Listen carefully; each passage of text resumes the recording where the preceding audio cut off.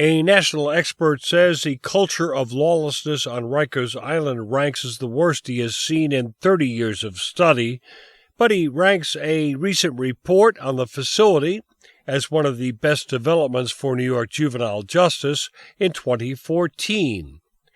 Mark Soler with the Center for Children's Law and Policy says it's unusual for a U.S. attorney to conduct this kind of investigation.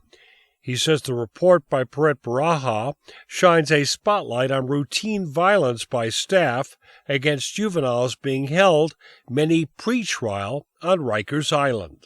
The culture of violence that is described in the U.S. Attorney's report is shocking to the conscience.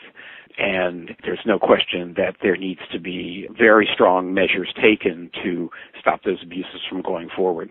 The report issued in August found that of the 700 teenagers currently housed on Rikers, as many as 4 in 10 were exposed to use of force by guards on at least one occasion.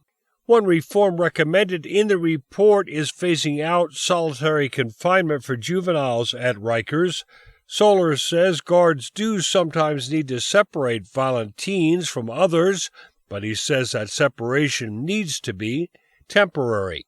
There's nothing wrong with staff putting a child in their room for a brief period of time when the child is out of control.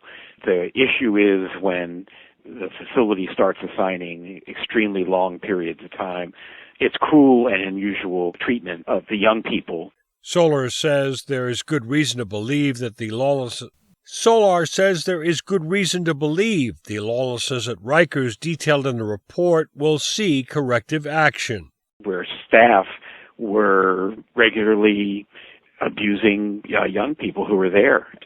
The U.S. Attorney seems determined to make sure that stops in Rikers.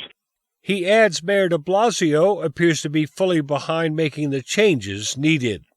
Mike Clifford, New York News Connection.